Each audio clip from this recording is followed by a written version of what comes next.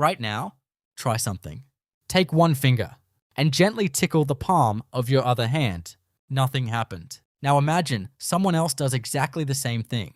Suddenly, you squirm. You laugh. You pull your hand away. But why? Your skin didn't change. Your fingers didn't change. Your nerves didn't change. So why does the exact same touch feel completely different depending on who's doing it? The answer has almost nothing to do with your fingers. It has everything to do with prediction. Because hidden inside your brain is an astonishing system that's constantly trying to predict your future, just a fraction of a second before it happens. And it's so good at its job that it can stop your own tickling before you even feel it. At some point in your life, you almost certainly tried to tickle yourself. Maybe you were a child. Maybe someone challenged you. Maybe you're trying it again right now while watching this video. No matter how hard you tried, it probably didn't work. And that's strange, because your fingers are touching exactly the same skin. The same nerves are sending signals. The same brain is receiving them.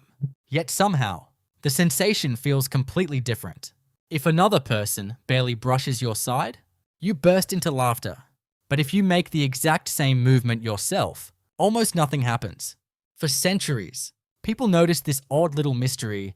It seemed like one of those tiny quirks of being human. Interesting, but probably impossible to explain. Then neuroscience came along, and researchers discovered something remarkable. The brain isn't simply reacting to touch, it's predicting it, long before your finger ever reaches your skin. That tiny difference changes everything, because your brain isn't waiting to find out what happens. It's already making a guess, and most of the time, that guess is incredibly accurate. At first glance, touch seems simple. Something touches your skin. Tiny receptors activate. Signals travel through your nerves. Your brain says, "I've been touched." But that's only part of the story. Your brain isn't a passive receiver. It's an active predictor. Every second, millions of sensory signals arrive from your eyes, your ears, your muscles, your joints, and your skin. If the brain waited to analyze every signal after it arrived, you'd constantly be reacting too slowly. Instead, the brain cheats. It predicts what is about to happen before the information even arrives. Imagine catching a baseball. You don't wait until the ball reaches your hand before deciding where to move. Your brain predicts its path, then adjusts while the ball is still flying. Touch works surprisingly similarly. Whenever you move your own body, your brain already has a very good idea of what you're about to feel. And that prediction changes how strongly the sensation is experienced, which raises an even bigger question. How can the brain possibly know exactly what you're about to do? The answer begins deep inside one of the oldest parts of your nervous system. Hidden beneath the surface of your brain sits a remarkable structure called the cerebellum. It's much smaller than the cerebral cortex. But don't let its size fool you. This tiny region contains more neurons than the rest of your brain combined. For a long time, scientists believed the cerebellum mainly controlled balance and coordination. And it certainly does. Without it, simple movements become surprisingly difficult. Reaching for a glass, walking across a room, even speaking clearly. But over the past few decades, researchers have realized the cerebellum is doing something even more impressive. It's constantly predicting the consequences of your own actions. Before your finger moves, your brain has already calculated where it's going, how fast it's traveling, how much force it will use, and exactly when it will make contact.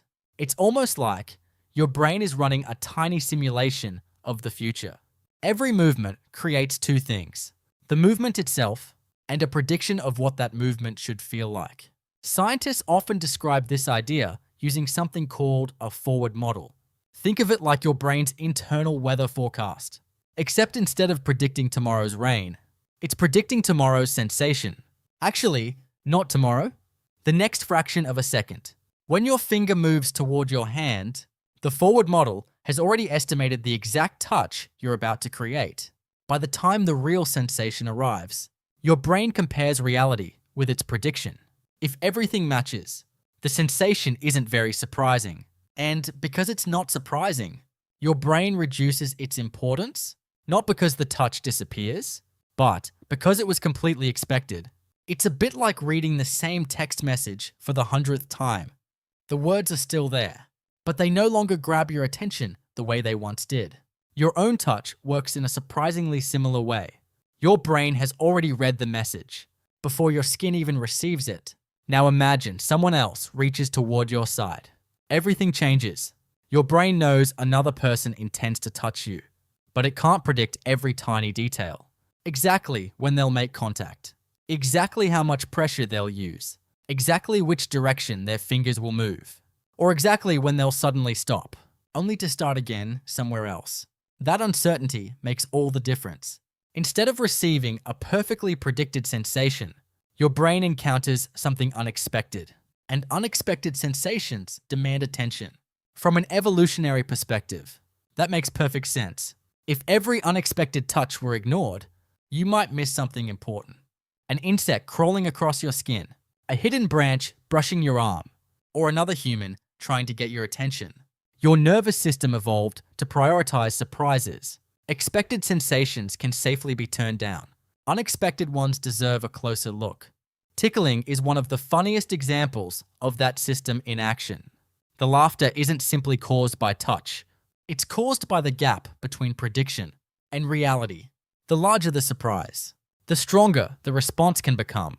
That's why an experienced tickler often changes speed, direction, pressure, and timing. They're constantly defeating your brain's predictions. Your fingers, on the other hand, are far too predictable. Your brain knows exactly what they're about to do, which means the surprise disappears before it even has a chance to exist. If all of this sounds like an interesting theory, scientists had exactly the same thought. How do you actually test something as strange as tickling? You can't simply ask people, "Did that feel ticklish?" Different people laugh for different reasons. Some barely react at all. Others burst into laughter almost instantly. Researchers needed something much more controlled, so they built machines. In several neuroscience experiments, volunteers used robotic devices that allowed them to move one handle while another robotic arm touched their own hand. At first, the robot copied every movement instantly. The volunteer moved. The robot touched, exactly as expected. Just like normal self-touch, the sensation felt surprisingly weak. But then researchers introduced something tiny, a delay, only a fraction of a second. Suddenly, the touch felt noticeably more ticklish. Nothing about the skin had changed. Nothing about the fingers had changed. Only one thing was different. The brain's prediction was now slightly wrong. Even delays measured in just a few hundred milliseconds were enough to make self-generated touch feel much less predictable. The farther reality drifted away from the brain's expectation. The stronger the sensation became. These experiments offered powerful evidence that prediction isn't just a clever idea.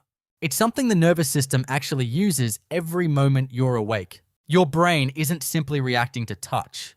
It's constantly comparing expectation against reality. And whenever those two fail to match, your attention immediately increases. Tickling isn't the only place where this happens. Prediction shapes almost everything you experience. Imagine trying to clap your hands. Normally, you don't think about it. Your hands meet exactly when you expect. Now imagine someone secretly introduced a tiny delay between your movement and what you felt. Even a delay so short that you could barely measure it. Suddenly, the movement would feel strangely unfamiliar, almost like your own body wasn't behaving quite the way you expected. Researchers have observed similar effects using virtual reality, motion tracking, robotic systems, and other carefully controlled experiments. When visual feedback, touch, or movement no longer arrive, exactly when the brain predicts, people often report that something feels off, not painful, not dangerous, just strangely unfamiliar. That's because prediction isn't simply a bonus feature. It's one of the foundations of perception itself. Every moment, your brain is asking the same question. Did reality match my prediction? If the answer is yes, everything feels normal. If the answer is no, the brain immediately pays closer attention. Surprise becomes information, and information is often what keeps us alive. The fascinating part is that this system operates almost entirely outside conscious awareness. You never notice the millions of successful predictions your brain makes every day. You only notice the tiny moments when one of them fails. Once scientists realized how important prediction is, they started seeing it everywhere, not just in touch, in movement, in vision, in hearing, even in the way we understand language. Some neuroscientists now describe the brain as a prediction machine. Instead of waiting for the world to happen, the brain constantly builds models of what it expects to happen next. Then it compares those predictions with reality. Every mismatch becomes an opportunity to learn. This idea has influenced fields far beyond neuroscience. Engineers designing robots use predictive models to make machines move more smoothly.